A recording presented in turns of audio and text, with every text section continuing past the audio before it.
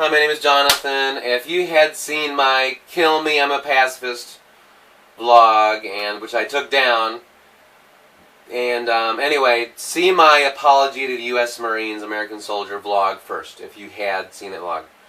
But I wanted to give some of my views on pacifism, some random thoughts I have as a pacifist.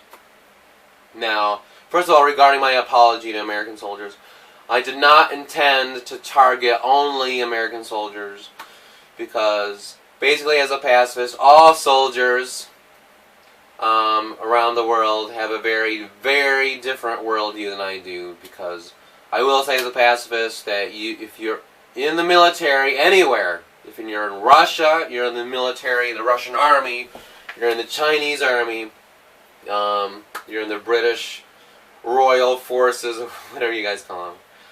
If you're in the military anywhere, basically you're preparing for war, and you are very much against my worldview as a pacifist because I'm opposed to war.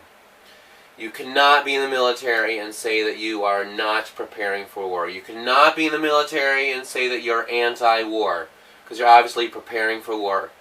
Excuse me, sore throat. So, do not intend to target only American soldiers. So, yes, of course, I target Al-Qaeda and Taliban, because you guys are picking up guns and killing people in the name of religion, which is the worst reason for going to war, killing in the name of God. So, obviously, I target Al-Qaeda and Taliban as well, because those are fucked up people. But anyway, the fact that a military exists, period. The military is the seed to war. The fact that a military exists, that is the seed to war. It's not about defending freedom. War is never about defending freedom. A military existing is always about, it's not solely about defending your country. Military is eventually, it's very aggressive and offensive. It's not strictly defensive. So, military is the seed of war, and no one ever goes to war except for the fear of dying.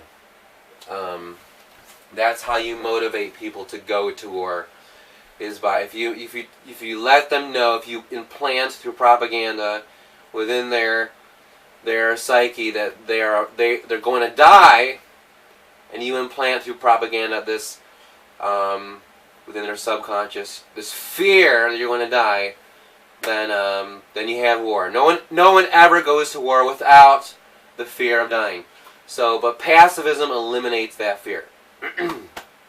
Only through pacifism can you eliminate that fear of dying. So, the existence of fear is as equally unjust as the existence of war.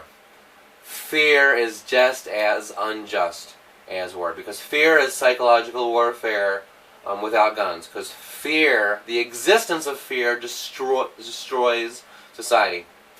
And there's like that analogy people will give me as a pacifist. Well, what if your country does not have a military, and another country attacks you, and you're afraid of your family, your children being raped and killed and stuff. But the nation that attacks you, that nation never attacks unless they are responding to violence. A nation never attacks without responding to violence. So, but if you're a radically pacifist nation, no one will ever attack you if you have a precedent of pacifism. So, like in such a culture of war, like globally, we have this culture of war. Every nation has a culture of war. Like we got rid of slavery. Well, actually, we didn't. But we got rid of traditional slavery. And now slavery is even more rampant today. It's underground, like sex slavery and other forms of slavery. It's all underground. But supposedly we've gotten rid of the traditional form of slavery. So we can get rid of the traditional form of slavery, and obviously we can get rid of war.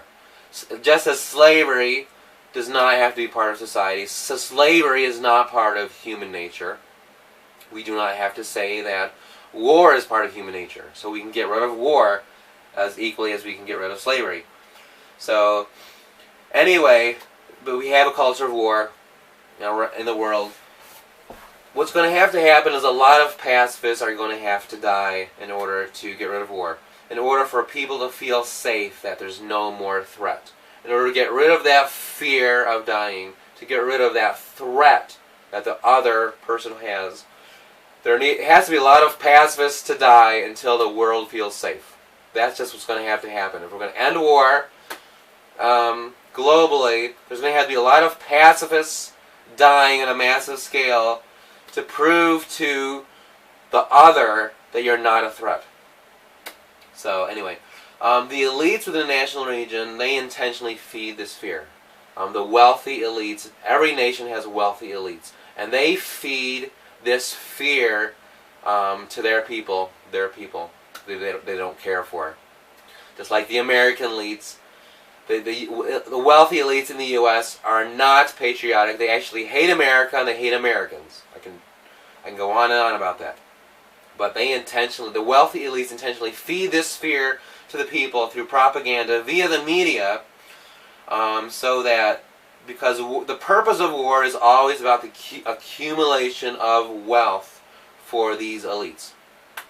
So wealthy elites depend on a working class military to achieve this wealth, because, for example, Iraq was about oil. Americans know that. But we went to Afghanistan because of minerals. There's $3 trillion worth of minerals under Afghanistan. That's why we went to Afghanistan.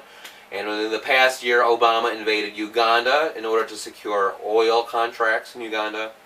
President Obama also invaded Guatemala this past fall in order to secure mining operations. So it's always about accumulation of wealth. And if you did not know this as an American, maybe you know that the top 1% of wealthy Americans, top 1% of Americans own 40% of the nation's wealth.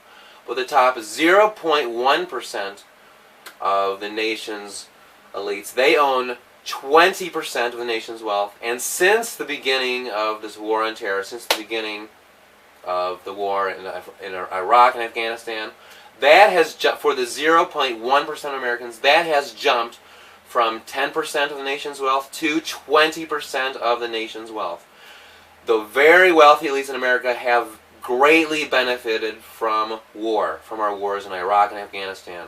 So it's obvious, and while us Americans are suffering with massive debt, huge unemployment, a depressed economy, that's what we get as a result of this war. The American people get nothing with going to war, whereas the top 0.1% have gained double their net gain of wealth as a result of war on terror. Yeah, that's justice to me. That's freedom. It doesn't sound like freedom. So anyway, the reason for the nation state, historically the nation state was created in order to create a tax base for the wealthy elites within a region, so that the wealthy elites can create a geographical area that will create a tax base for them to gain wealth over a working class. So, I mean, that's the reason. That's the best use for a nation state by the working class is unionizing.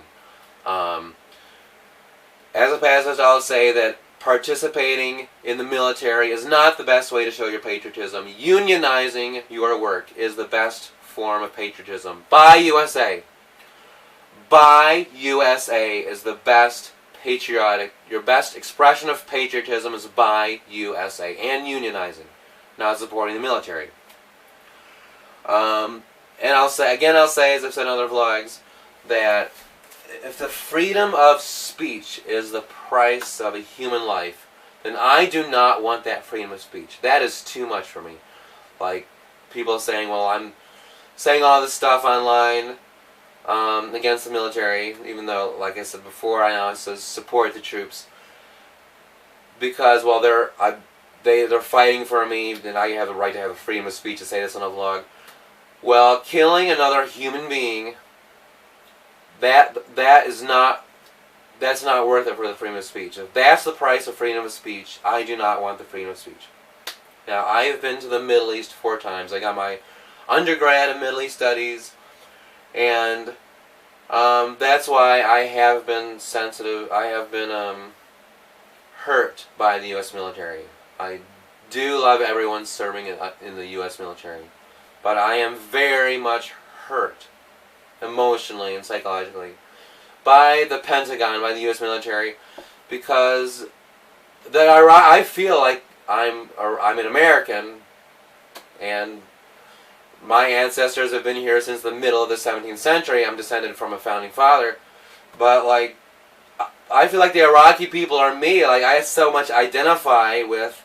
I have a lot of some of my best friends are Iranians, Arabs, Turks. I've been in the Middle East 4 times, and I love their culture. I'm very hurt by going to war against Iraq, and I'm very hurt by the neoliberal foreign policy that the U.S. has been engaging in the Middle East, which has been destructive on the people within the Middle East. So I'm very super sensitive to the people there, which is why I feel like I have lashed out against the U.S. military. But the act of, no random again, but the act of de-escalating war, for me personally, and in general, means backing down even if you look weak. That's why, one of the many reasons I felt I had to do my apology, and why I listened to the Marines I talked to yesterday on the phone and texts. Letting my values aside, listening to the Marines that talk with me, and backing down from stuff I've said before, without not caring if I look weak, and even if it appears I'm giving in to fear, because that de-escalates war. Being humble, in other words, being humble, expressing humility. The act of de-escalating war means backing down even if you look weak and it appears you're giving in to fear. That's all I wanted to say. I'm going to stop this vlog. Have a good night.